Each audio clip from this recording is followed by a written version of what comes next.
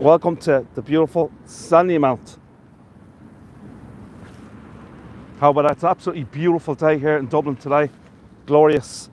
And I hope it stays this way. I see there's 4 people on.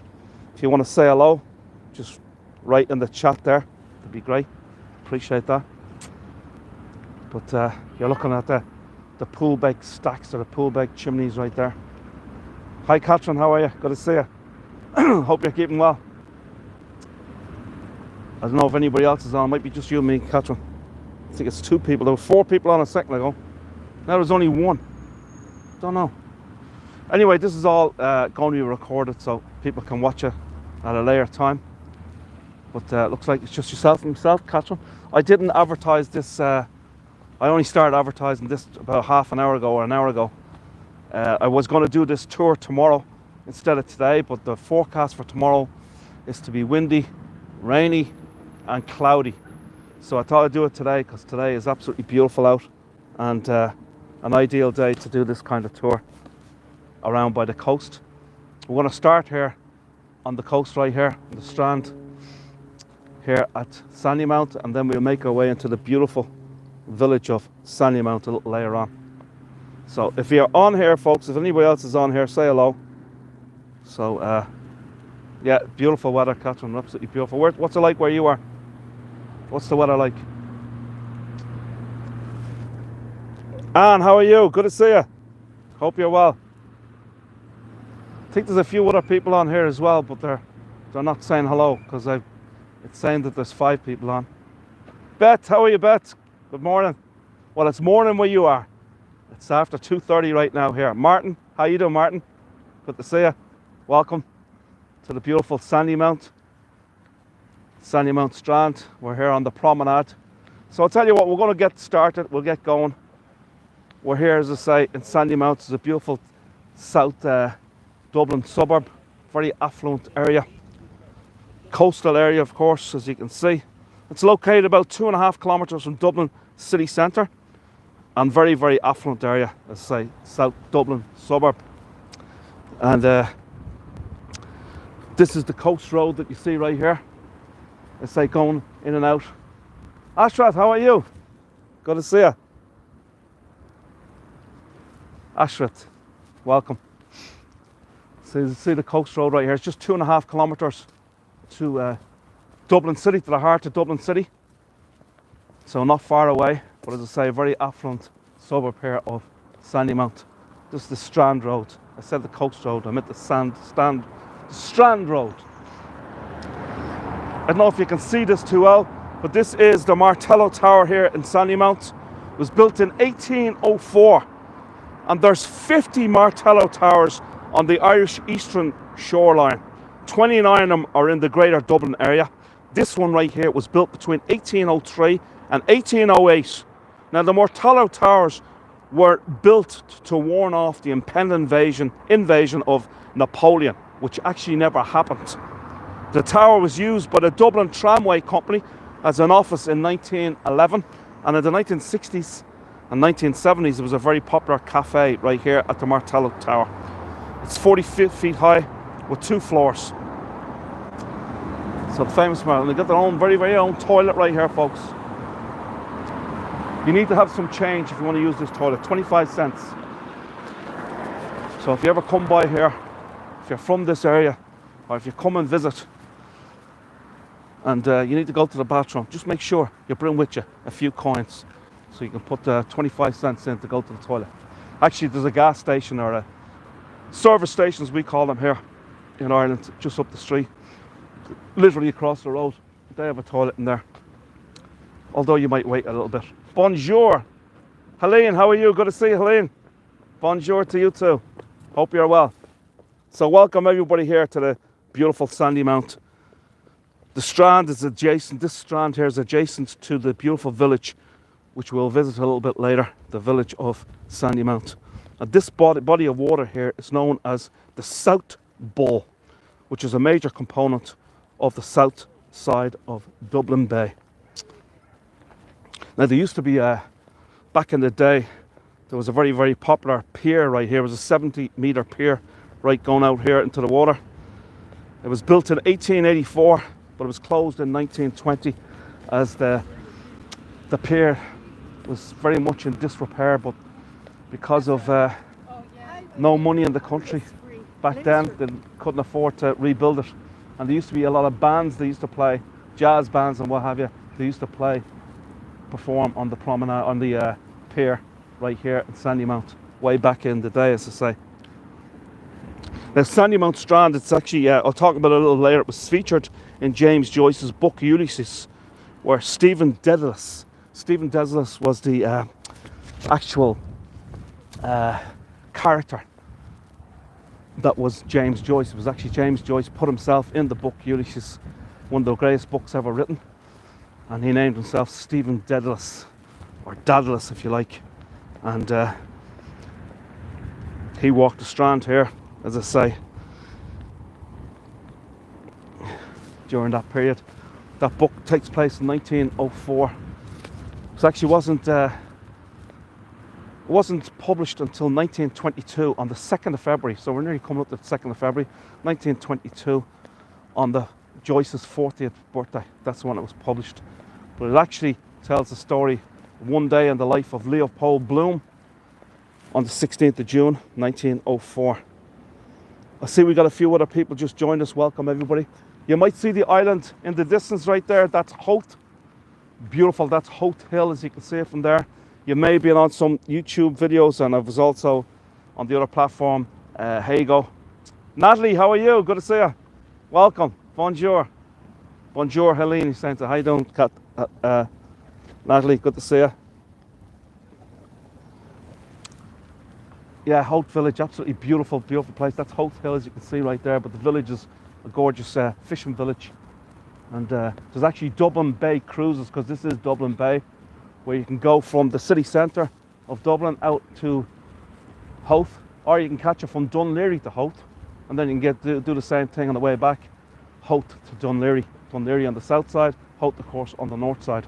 But we are right here on the south side of the city, and you might see in the distance, just before you see Howth Hill, I don't know if you can make it out, there's no zoom feature on this I don't think, but you might see a red image further down, and that's the Poolbeg Lighthouse.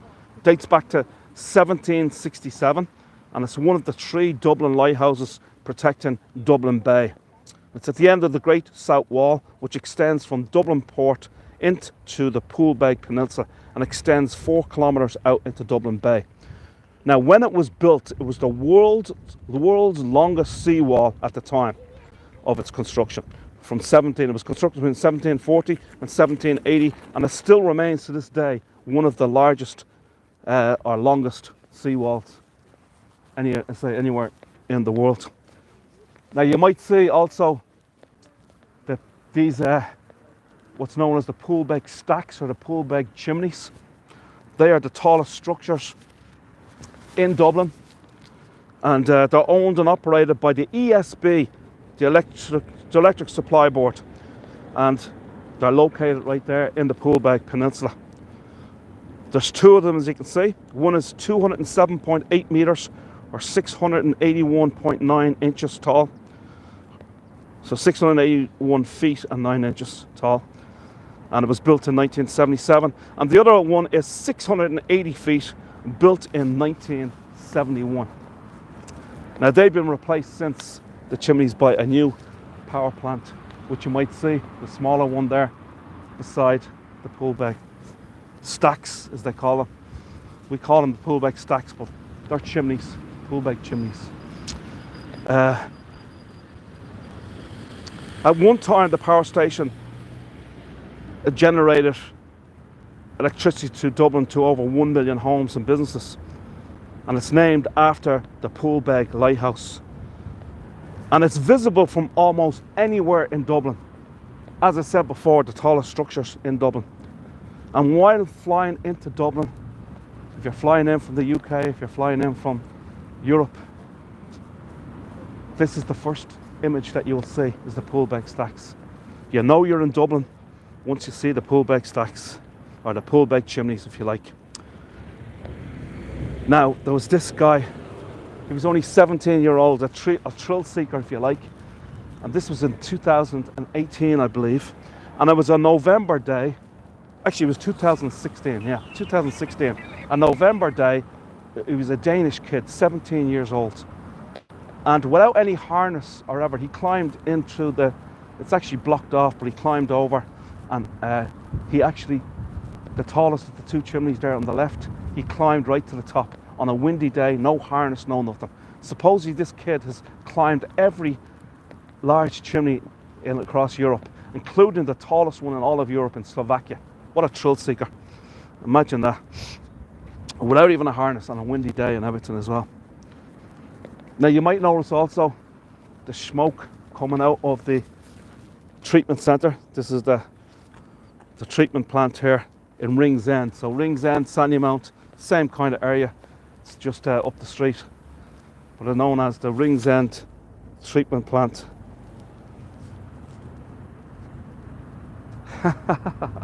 I see lovely Sandymount Beach. It is lovely, Ashford. Beautiful view of the water for sure. It really is.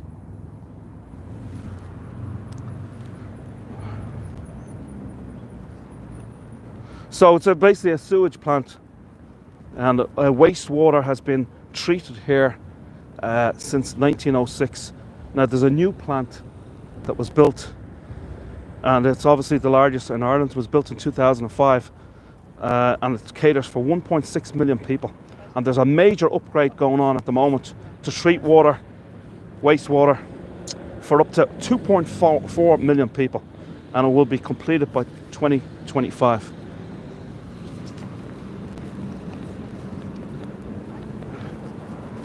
Now, have a look at this structure right here, folks. This is known as on Colleen Bawn. Notice the beautiful houses. I didn't show you some of the other ones further up, but you got a beautiful mixture of homes here. Georgian, some of them are Georgian, some of Victorian homes from that era, and then a few other ones in between. It really is a beautiful area to live. The further up you go up the road, the bigger the homes are. Nice. These will be the cheap ones right here, and the expensive ones, I forgot to point the camera onto them. But as I said before, this structure right here, it's called on Colleen Bawn, or Await the Mariner. And on Colleen Bawn in the Irish language means white girl. But this was actually a story. On Colleen Bawn is a story about Ellen Hanley, who was murdered in 1819 by these fishermen that took her out to sea, and they murdered her off the coast of Clare. And on Colleen Bawn in this case doesn't really mean white girl, it means pure, honest and innocent. She was only 15 years old, and her body was washed up in Money Point in County Clare on the west coast of Ireland. So on Colleen Bawn, named after Ellen Hanley. Now this 20-foot structure was a gift from the Mexican president Vicente Fox in 2002, and it's sculpted by a Mexican sculptor called Sebastian. But it really is a nice structure. And I say a gift from the Mexican president Vicente Fox. We'll move on and we'll go a little bit further down the coast road. Grab a mahagot.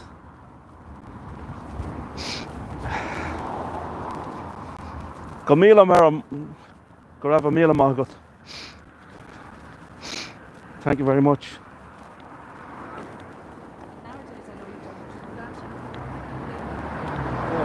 In the Irish language.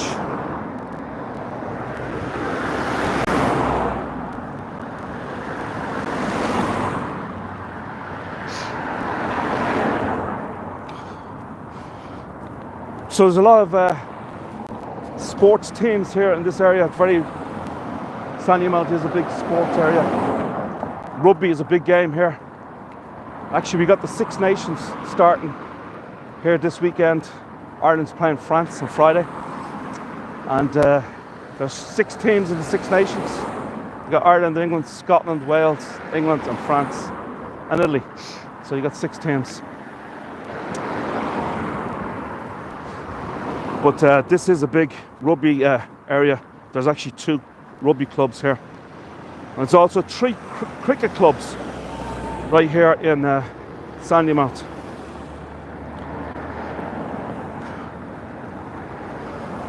This area, as I said before, is a very affluent area. Some of the homes around this area, not, you know, some of them on the coast road are beautiful, but there's others in just near the village. There's a street called Park Avenue. There seems to be a Park Avenue everywhere, London, New York, but they all seem to be exclusive areas, including the one here in Sandymount. Multi-million-dollar homes all along it. There's a lot of protected bird species right here along the Dublin Bay here at Sandymount. And some of these bird species include the sandling, the turnstone, the ringed plover and the Brent goose, just to name a few. So a lot of protected bird species all along Dublin Bay, even on the north side, Bull Island and all that area. Protected bird species. And so if you're walking along the Strand right up here, when the tide's out and you're walking along the Strand, dogs are supposed to be leashed so that they don't upset the birds along the area. But most of the dogs I see, they're not leashed at all. So you might see in the distance there, that is the cargo port, Dublin Port, or Dublin Cargo Port, founded in 1707. 3/4 of all cargo leaving from Ireland and coming into Ireland leaves from here or comes in to here, including to ports such as Antwerp, Liverpool, Le Havre and Rotterdam. Now you also have, beyond the cargo port, you will have the ferry port. And the ferry goes from right here, Dublin Port, to Liverpool in England and Holyhead in Wales. And at one time, thousands and thousands of Irish people back in the 1800s and even up to about 1960s, 1970s, thousands and thousands of Irish people, lots of them from Dublin. There was never any work here. We were a developing country. Economically, things weren't very good like they are today. We've really advanced over the last 30 years. Things have really picked up as regards to the economy, but back in the day, extremely poor developing country. So emigration was the only answer to people's situations. So many people went to Liverpool to live. Thousands and thousands went to Liverpool to live because it was just a ferry ride across. Today it's only a 3.5 hour ferry ride. Back then it would have been maybe 6 hours or so, and then they could make their living there and make their new home there in Liverpool. And so many Irish, as I say, settled there. 3 of the 4 of the Beatles were from Liverpool, or 3 of the 4 Beatles from Liverpool had Irish heritage. And Paul McCartney, believe it or not, his mother was from Ireland. She was from County Monaghan. And Paul wrote a song about her. Anybody know what the name of that song what Paul McCartney wrote about his mother? It's one of the great songs from the Beatles. One of the greatest songs ever written. And it's about Paul McCartney's Irish mother. He wrote this song as he got the inspiration for this song while he was asleep in bed. He had a dream that his mother Mary came to him singing words of wisdom. Let it be. So the song was Let It Be. Paul McCartney's mother died when he was only 14 years old. And so he's very, very young. And I'm sure you know the song, some of the lyrics to the song. When I find myself in times of trouble. When I find myself in times of trouble, Mother Mary comes to me. I can't sing. Speaking words of wisdom, let it be. And in my hour of darkness, she is standing right in front of me, speaking words of wisdom. Let it be, let it be, let it be. So that was the song. Nobody's saying nothing to me. I don't know. I'm getting no feedback. There's also a great park right here called Sean O'Moore Park, and there's a 5k run there most Saturday mornings, I believe, and they do this run for charity, and it goes all the way out to the Poolbeg Peninsula. Believe it or not, from here to go all the way where that lighthouse is, I don't know if you can see it in the distance, but that lighthouse is the Poolbeg Peninsula, and it's 5 kilometres all the way to there. If anybody's got any comments, please don't hesitate to put a few words in there. Lovely dog there. What's a red setter? Going for a run. This is absolutely fantastic place for dogs and for a walk around the Strand or the Promenade. Because of course the dogs love to go out for a walk, especially with the sea air, the sea breeze. I hope everybody's still on because nobody's talking to me. I feel all alone. I feel lonely. So if you wish to comment and say something, I know you're still having fun and you're still here.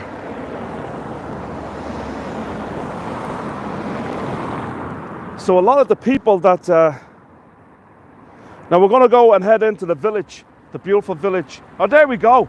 Enjoy your stay. Thank you, Catherine. I can't sing for nuts, but you got to attempt. You got to try. I think what it is the feedback is really late. Natalie, thank you, Natalie. The feedback on YouTube, when you put in a comment, I think it takes for a long time to come in my end.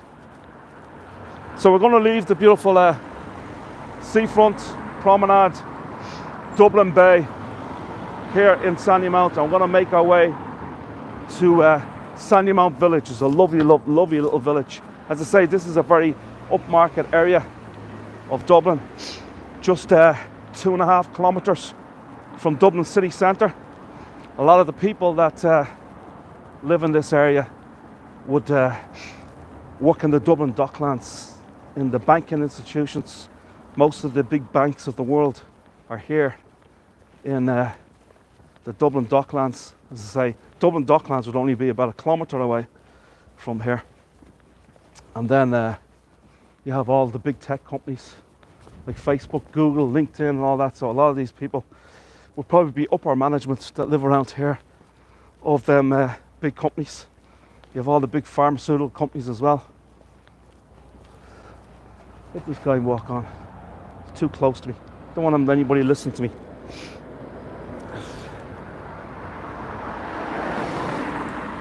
Come on, move on. I think this guy wants to listen to me because he was walking really slow. The guy in front of me. Some nice little cottages right here.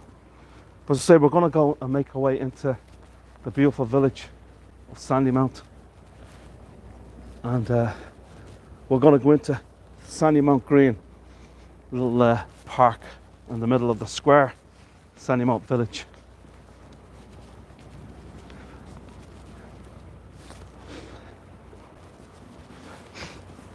James Joyce, he lived in Sandymount briefly. And on the 16th of June 1904, the day he used for his famous novel,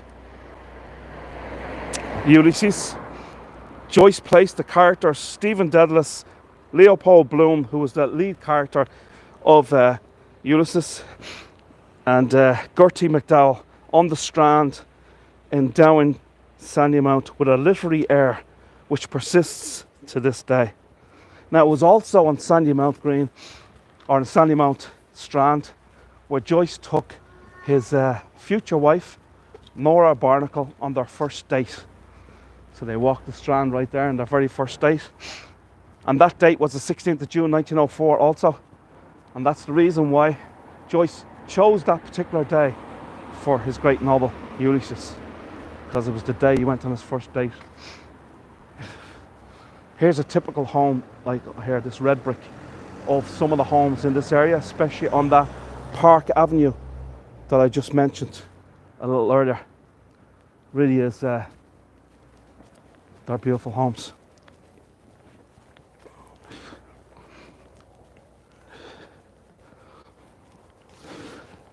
So we're coming into the village right here. And Sandymount is a historic on Dublin Bay. It's with a particularly well-developed sense of place. And despite being only 2.5 kilometres from Dublin City Centre, it's described as having a renowned village character and an attractive suburb and a desirable place to live. Now, the area which became Sandymount was granted in 1381 by John Fitzwilliam, Lord Merrion, and the Fitzwilliam estates were inherited by the Earl of Pembroke in 1833. Sandymount village came to prominence as a seaside resort in the 1820s as Dublin grew and prosperous visitors saw clean air, wide views and a relaxed holiday atmosphere away from the city. And a major expansion of this area with construction to Dublin to Kingstown Railway in 1834. Kingstown, which is now Dunleary, Ireland's first ever railway line. So it would have, the first ever railway line would have gone through Sandymount here, would have left from Dublin City and made its way to Kingstown, which is today called Dunleary, in the south suburb of Dublin. Here's a lovely little church right here, a village church called Christ Church, not to be confused with the great beautiful cathedral in Dublin City Centre, which you've probably seen on my ancient Dublin tour. A nice little quaint one. And beside it is a lovely care or nursing home. Now, if I was to go to a nursing home, which I never want to, I hope it never happens, but if I was to go to one, I wouldn't mind being in a nursing home, right here in Sandymount, because you have such a lovely village, as you can see right here. Now we're going to approaching Sandymount Green right here, and if you look over here, you'll see the old Sandymount Castle. So these 3 homes are actually 3 different homes today, but at one time they were owned by the Corbett family, and Sandymount Green. The Corbetts were, this would have been around the 1700s, 1700s, the Corbetts lived here. And they were actually relations of William Butler Yeats. We're going to talk about him in just a minute. So the Sandymount Green, which you'll see right here, was a common in the 1700s. It was enclosed by wrought iron railings and laid out as a public park in the early 1800s. Now there's a lovely walking trail, I mentioned that a bit earlier, where you can leave from here from Sandymount. It's about 5 or 6 kilometres, and you should take you under 90 minutes at a leisurely pace right up to the Poolbeg Peninsula. Here's more of this lovely old castle. Now supposedly William Butler Yeats, his grandfather, who would have been cousins of the Corbetts, lived in this house at one time. Let's go into Sandymount Green for a minute, just show you around.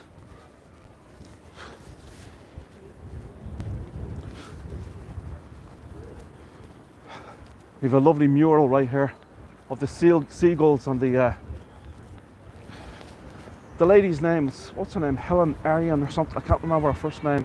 Arian is her last name. But she painted this mural right here. Really is lovely. With the seagulls, the pigeons, and all the sea life, foxes and so forth as well, along by the Poolbeg chimneys. It really is a spectacular mural.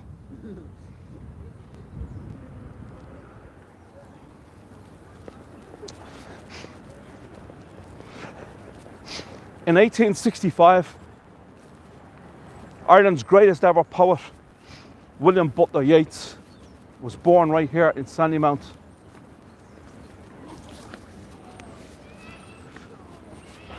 And here is his statue right here, or bust if you like. right here in Sandymount Green. Here's the bust of William Butler Yeats. So William Butler Yeats in 1923 became the first Irishman to ever win the Nobel Prize for Literature. And at that time, it really opened up the gates, if you like, to Irish literature, because we're just a small island on the western seaboard of Europe. A lot of people didn't know about Ireland or anything about their writers or their poets or their playwrights. But once he won the Nobel Prize in 1923, becoming the first Irishman to do so, it really opened up the floodgates where people were now paying attention to Irish writers. And it paved the way for the likes of George Bernard Shaw, who just 2 years later, another Irish playwright, won the Nobel Prize for Literature. Of course, he's famous for Pygmalion, his great play, which was then put to a movie, made into a movie called My Fair Lady, starring Rex Harrison. And George Bernard Shaw was the only person in history to have won a Nobel Prize and an Academy Award, as he won the Academy Award for the screenplay for My Fair Lady. I think My Fair Lady was made in 1938, somewhere around then. Now, this is not only, Sandymount is not only home to one Nobel Prize winner, but two. Because this is Seamus Heaney right here, one of Ireland's greatest ever poets, also another poet, as William Butler Yeats, the first person to ever win the Nobel Prize for Literature. Well, Seamus Heaney, he won the Nobel Prize for Literature in 1995, also a poet. Now, he wasn't from Sandymount, but he lived here. He was actually from the north of Ireland, in a remote part of Derry, County Derry. His family were farmers. He grew up on a farm, but he moved to Dublin when he was a young man, and he lived right there on the coast road. I forgot to mention that when I was on the coast, the Strand Road right there by the sea. He lived on that coast, on that Strand Road. Unfortunately, poor old Seamus Heaney died in 2015. He wasn't that old, he was only like 73 years old, but a really, really nice man. Now, during his time, he was actually a lecturer in both Harvard University in Boston and also Oxford in the UK. So he'd spent 6 months of the year here in Sandymount, and the other 6 months of the year either in Massachusetts at Harvard, or also in Oxford in England. One of the great writers. So you have some lovely plush shops here, very quaint if you like. Have a look at this pharmacy right here, G. Murphy Pharmacy. This building dates back to 1850, and what's wonderful about it is that they kept it in the old style. So this was actually a pharmacy from way back, still is to this day. And then over here you got Mario's, a well-renowned Dublin restaurant, Italian restaurants everywhere in Dublin. Well, I guess there's Italian restaurants all over the world, they're everywhere. But this is a very renowned one. People not only from Sandymount will come here to this restaurant, but they'll also come from other parts of Dublin as well. This is Ryan's on the Green, known as Ryan's on Sandymount Green. This pub right here, restaurant and pub. And this has also been here since 1850. So there's an old saying, if you're meeting someone in Sandymount, I'll meet you in Ryan's in Sandymount. Ryan's on the Green, because it's right opposite, as I say, the Green.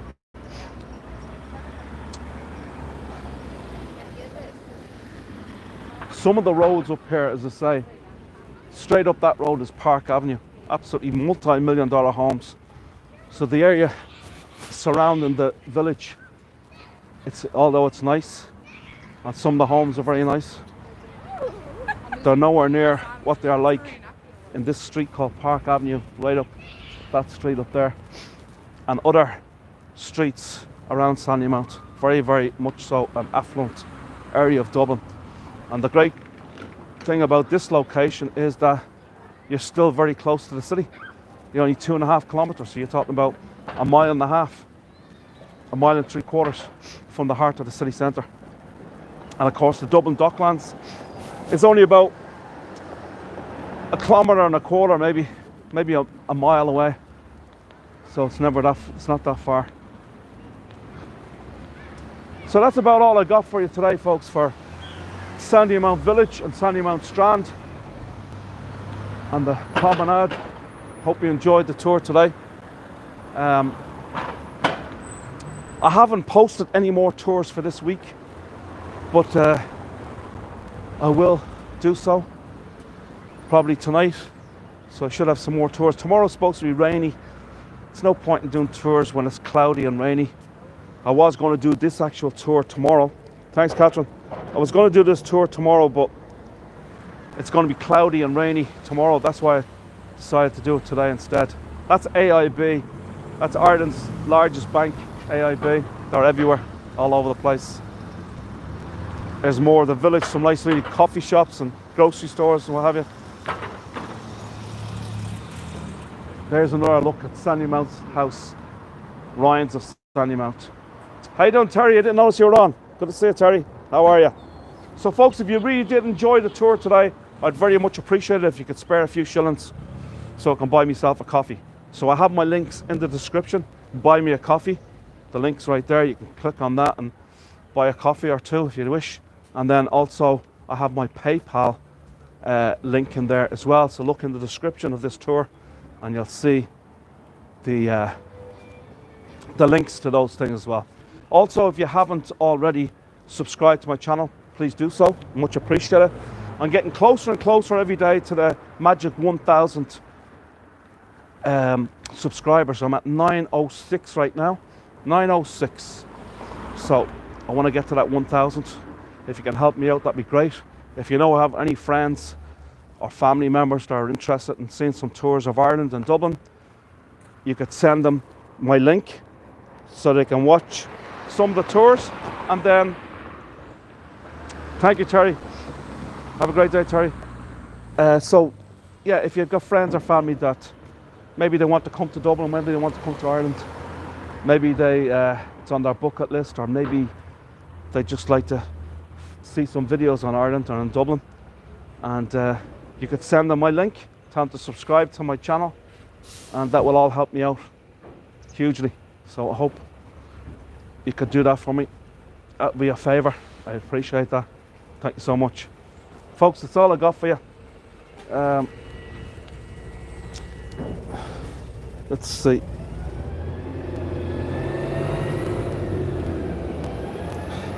Thanks, Colleen. Appreciate it. Thank you so much. You're very kind. So folks, we'll see you. We'll see you soon. As I say, I might have something posted for Thursday or Friday tour. Maybe even something for the weekend as well. And we'll see you shortly. The sun's in my eyes. I can't even read the text on the chat.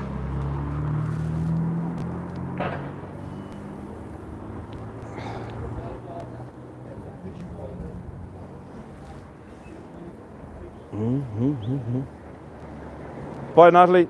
Thank you so much. All right, folks, that's it. Have a great day. Thank you so much. Slán leat agus go raibh míle maith agat. Take care, folks. We'll see you all soon. Have a great day. Thank you so much for coming on. Bye.